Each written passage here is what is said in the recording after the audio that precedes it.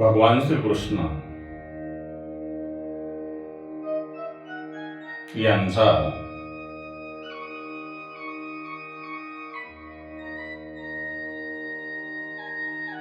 108 दिवसांचा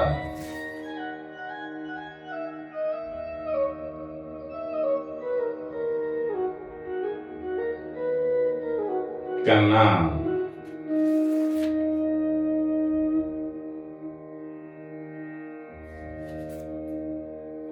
एकशे 8 दिवस पूर्ण झाल्यामुळे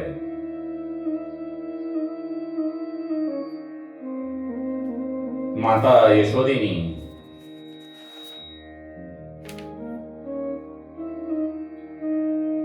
योगेश्वर श्रीकृष्णांचा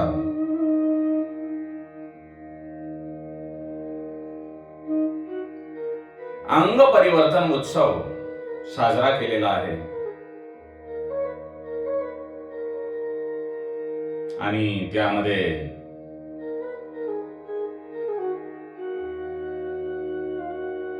बालरूपातील भगवान श्रीकृष्णांनी आपल्या मातेला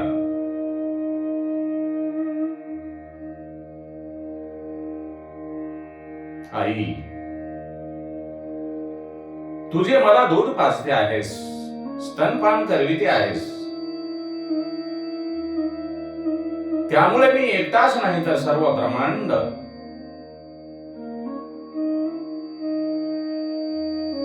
तुझ्या या दुधामुळे तृप्त होत आहे. कारण भगवंत तृप्त झाले म्हणजे ब्रह्मांड तृप्त झाले.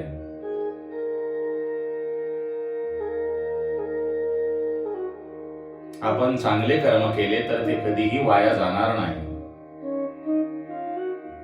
भगवान तेच आपल्या मातेला सांगत आहेत, हे माते,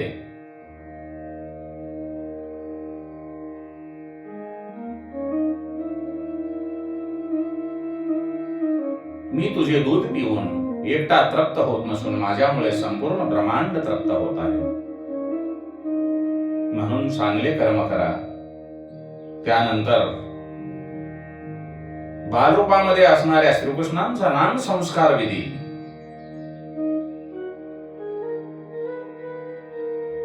करण्याचे माता यशोदा आणि नंदबाबांनी ठरवलेले आहे. मनुष्य जीवनामध्ये जन्मापासून ते मृत्यूपर्यंत 16 संस्कार सांगितले आहेत. त्यामध्ये नाम संस्कार हा विधी पण आहे. आणि ज्या वेळेला आपण संस्कार करतो त्या संस्कारामुळे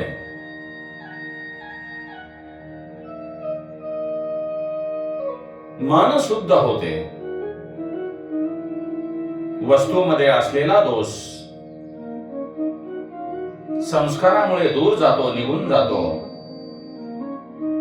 आपल्या शास्त्रात जे 16 संस्कार सांगितले आहेत त्यापैकी अन्नप्राशन, मधुप्राशन, नाम संस्कार, उपनयन इत्यादी जे 16 संस्कार आहेत ते आपण केलेच पाहिजेत आणि शेवटपर्यंत ते होतात. आपला जीव जो अशुद्ध आहे तो शुद्ध करण्यासाठी या संस्काराची गरज आहे. नंद बाबा गर्गाचार्य मुनींना नाम संस्कार विधीसाठी बोलावतात. गर्गमुनी आल्यानंतर माता यशोदा बलरामांना आपल्या मांडीवर घेते आणि वासुदेवांची दुसरी पत्नी रोहिणी बाल रूपातील श्रीकृष्णांना आपल्या मांडीवर घेते. गर्गाचार्य नंद बाबांना म्हणतात, हे नंद बाबा, रोहिणीच्या मांडीवर जो मुलगा आहे तो तुझा मुलगा आहे आणि त्याचा वर्ण श्याम आहे. आणि हा श्याम वर्ण सर्वांच्या मनाला आकर्षित करणारा असा वर्ण आहे, सर्वांना आनंद देणारा आहे. आणि या बालकाचे जन्माक्षर फार चांगले आहे. तो महाज्ञानी महायोगी होईल. म्हणून त्याचे नाव कृष्ण ठेवा. या बालकाचा जन्म 5 ग्रह उंचीचे असताना झालेला आहे. यांच्या जन्मकुंडलीत 8 ग्रह खूप चांगले आहेत. एक राहू ग्रह फक्त चिंता करण्यासारखा असून त्यावर नंद बाबा गर्गाचार्य मुनींना विचारतात, महाराज, हे गुरुवर, अशी कोणती चिंता या ग्रहामुळे उद्भवणार आहे? तेव्हा गर्गाचार्य नंदांना सांगतात, नंदा, घाबरण्याचे काही कारण नाही. ज्याच्या सप्तम स्थानामध्ये खालच्या क्षेत्रात राहू असतो, तो अनेक स्त्रियांचा धनी होतो. त्यावर नंदबाबा गर्गाचार्यांना सांगतात की, महाराज, एका ब्राह्मण देवतेने मला सांगितले होते की तुझ्या मुलाला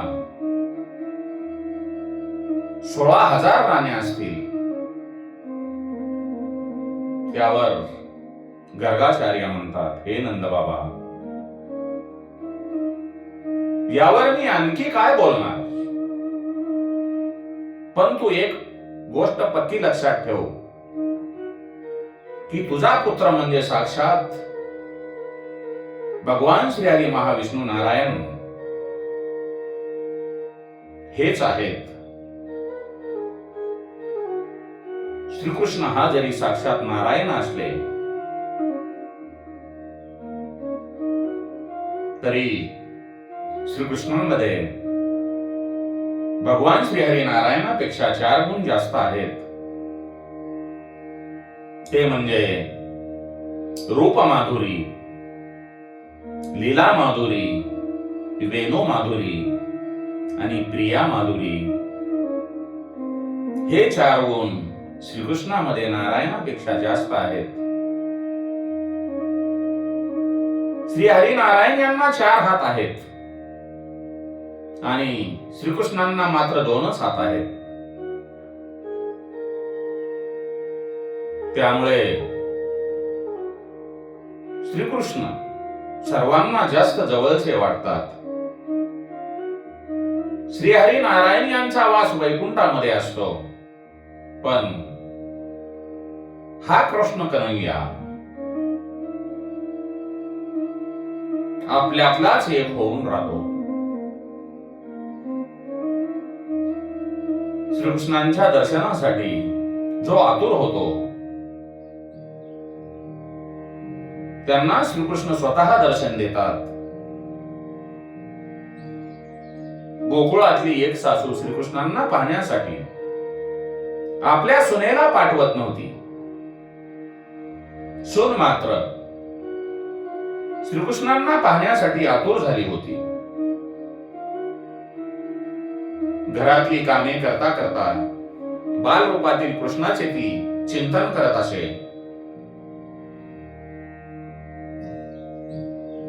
तिच्या डोळ्यासमोर श्रीकृष्णांचे रूप उभे राहिले. कुरळ्या केसांचा, केसामध्ये मोरपीस लावलेला, ओटावर मुरली धारण केलेला, कानामध्ये मकर कुंडले लावलेला, कमरेवर पितांबर धारण केलेला, पायात चुमचुमणारे वाळे घातलेला बाळकृष्ण तिच्या डोळ्यासमोर उभा राही आणि मग तिचे ध्यान हरपे. बाबांनो, कृष्ण कन्हैया हे सर्वांचे पिता आहेत, सर्वांचा पती आहे, सर्वांचा पुत्रही आहे. वैकुंठाचा राणा नारायण हा मर्यादा पुरुषोत्तम आहे आणि श्रीकृष्ण हे पुष्टी पुरुषोत्तम आहेत. म्हणून आपण भगवंताच्या चरणांमध्ये लीन होऊन कृष्ण भजन करून आपण भक्तीकडे वळले पाहिजे. कारण याशिवाय आपल्याकडे कुठलाही पर्याय नाही.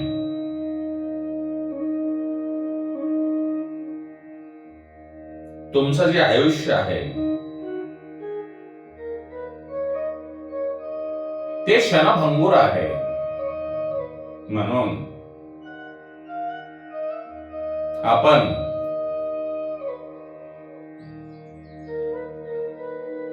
भगवंताचे भजन करणे आवश्यक आहे.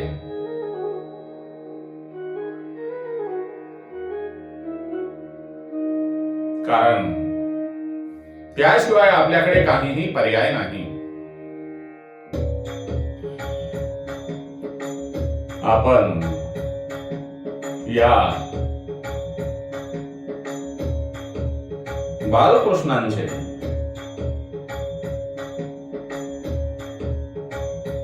भजन थोडा वेळ करू आणि नंतर पुढील कथेकडे वळू.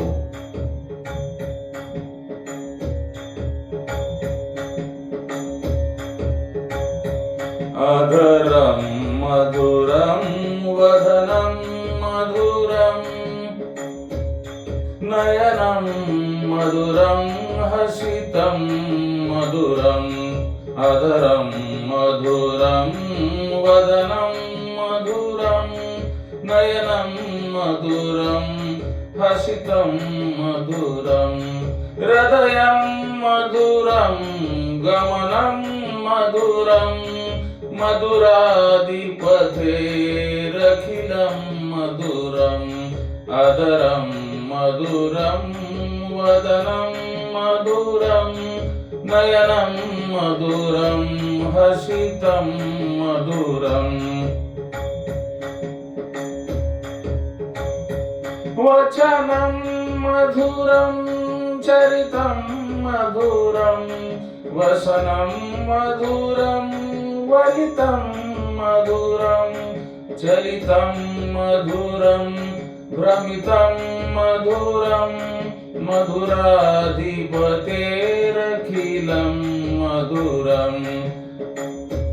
अधरं मधुरं वदनं मधुरं नयनं मधुरं हसितं मधुरं.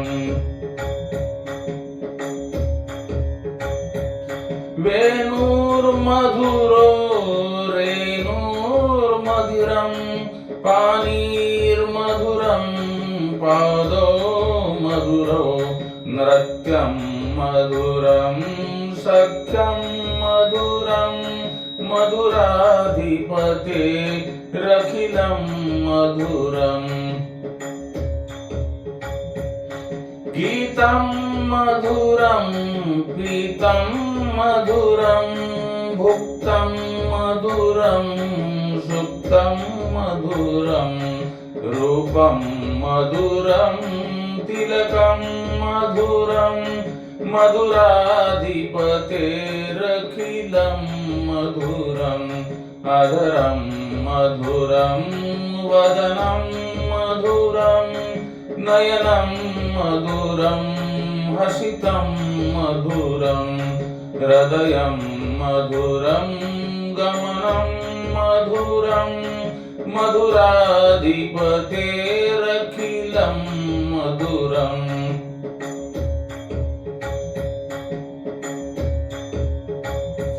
करणं मधुरं तरणं मधुरं हरणं मधुरं रमणं मधुरं वनितं मधुरं शमितं मधुरं मधुराधिपतेरखिलं मधुरम् अधरं मधुरं वदनं मधुरं नयनं मधुरं हसितं मधुरं हृदयं मधुरं गमनं मधुरं मधुराधिपतेरखिलं मधुरम्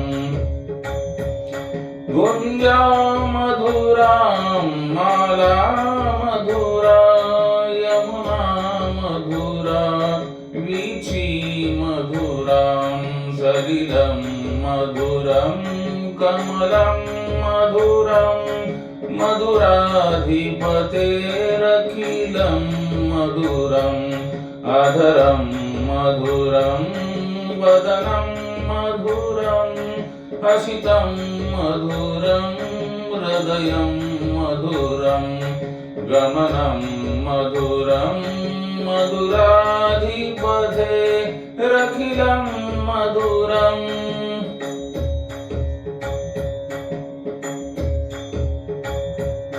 गोपा मधुरा लीला मधुरा युक्तं मधुरं मुक्तं मधुरं दुष्टं मधुरं शिष्टं मधुरं मधुराधिपतेरखिलं मधुरम् अधरं मधुरं वदनं मधुरं नयनं मधुरं हसितं मधुरं हृदयं मधुरं गमनं मधुरं मधुराधिपतेरखिलं मधुरम् अधरं मधुरं नयनं मधुरं मधुराधिपतेरखिलं मधुरम्